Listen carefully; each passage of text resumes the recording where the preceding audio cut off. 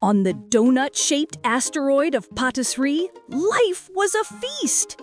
Rivers of rich, dark chocolate flowed through valleys of sponge cake, and the great sourdough mountains rose majestically, their peaks dusted with a fine, flowery snow. The inhabitants, known as gastronauts, navigated their world not with maps, but with menus. Pip was the most adventurous gastronaut of her generation. Armed with her trusty Spoon of Scrutiny and a well-worn chef's hat, she didn't just taste flavors, she tasted their stories. A lick of a honeycomb rock revealed the memory of 1,000 buzzing honeybees and a long, sunny afternoon. A bite from a cheese stalactite told a tale of slow, patient aging in a dark, quiet cave. But a strange and terrible quiet was falling over the vibrant palette of Pâtisserie. It was the Great Blandening. The complex flavors were fading, being bleached out by a single monotonous and cloyingly sweet taste. The chocolate rivers, once deeply bitter and complex, now tasted of nothing but sugar. The sourdough mountains had lost their signature tangy bite. The zesty zing of the spice flowers was gone, replaced by the same boring sweetness. The gastronauts grew lethargic, their once adventurous spirits dulled. They craved only the easy, addictive sweetness that was consuming their world. Pip watched in dismay as her friends bypassed the complex savory mushroom forests to chew on plain, sugary candy cane grass. The cause was the monotaste, a microscopic creeping mold that despised complexity.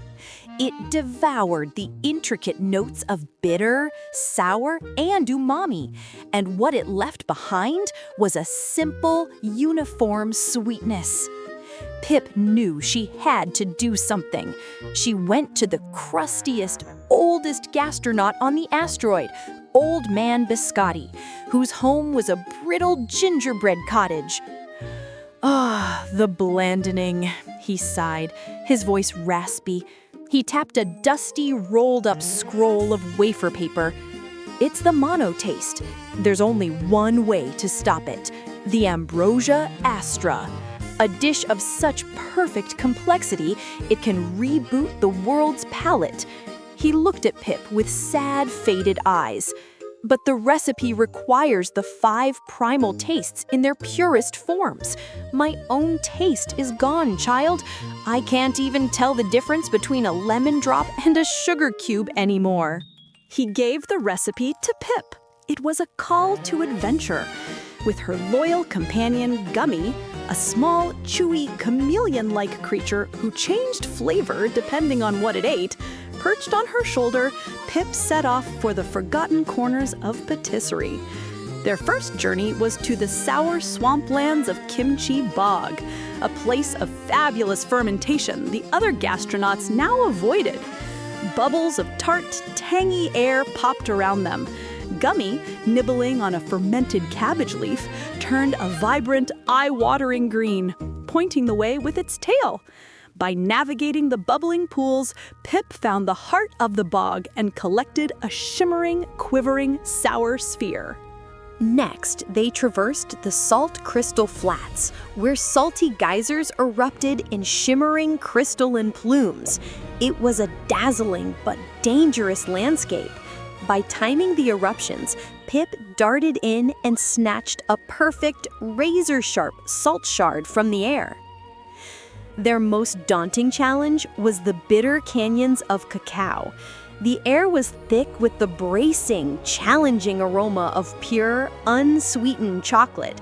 This was where the monotaste was weakest. Pip, her own palate now accustomed to sweetness, flinched at the first taste. But then she listened to its story, a tale of strength, of depth, of a flavor that didn't try to please, but demanded respect. Deep within the canyon, she found the Primal Bitter Bean. They found the primal umami in the savory, earthy hum of the mushroom forest, where Gummy, after tasting the soil, turned a deep, savory brown and led her to a giant, regal mushroom. From it, Pip gathered a single drop of Umami Essence. The final ingredient was the hardest. The whole world was sweet, but it was the false, bland sweetness of the mono taste. She needed the primal sweet. Old Man Biscotti's recipe hinted it was found where the sun is born. Pip realized it meant the very top of the highest sourdough mountain, where the first sugar leaf of the morning caught the starlight. After a long, arduous climb, she found it, a single, perfect leaf, glittering with a sweetness that was pure, bright, and full of the story of sunshine and fresh air. With all 5 primal tastes secured, Pip set up a small cooking station as the sickly sweet fog of the mono taste began to close in around her. The mold could sense the threat. Pip worked with a chef's focus. She ground the salt shard, melted the bitter bean, and infused the umami essence. She balanced the quivering sour sphere with the pure, bright sweetness of the sugar leaf. As she cooked, she remembered the stories of each flavor, the patience of the savory, the courage of the bitter, the zing of the sour, the crispness of the salt, and the joy of the sweet. She was not just cooking ingredients, she was weaving a narrative. The Ambrosia Astra was complete. It shimmered in her bowl, a dish that smelled of everything all at once. The mono-taste fog surged, trying to overwhelm it. Pip didn't fight it.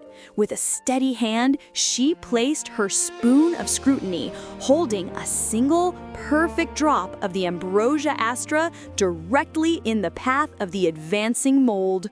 The monotaste, knowing only simplicity, did the only thing it could. It consumed the drop.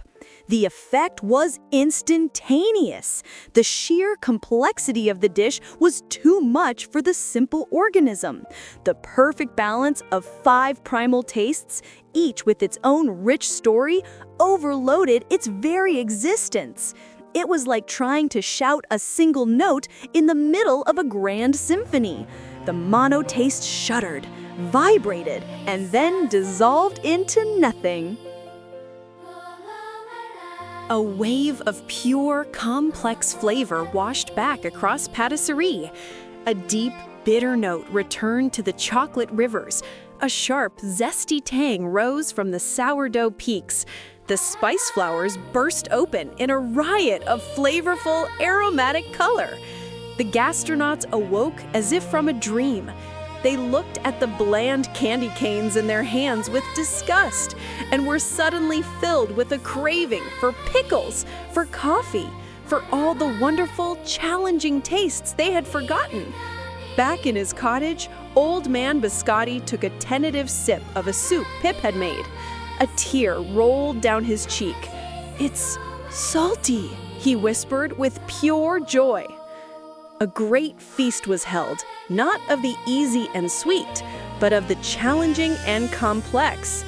Pip, the hero of the hour, sat with Gummy, who was now a swirling, happy rainbow of every flavor imaginable. She had taught her world that a diet, like a life, isn't meant to be easy and monotonous. It is meant to be a delicious, surprising, and complex adventure.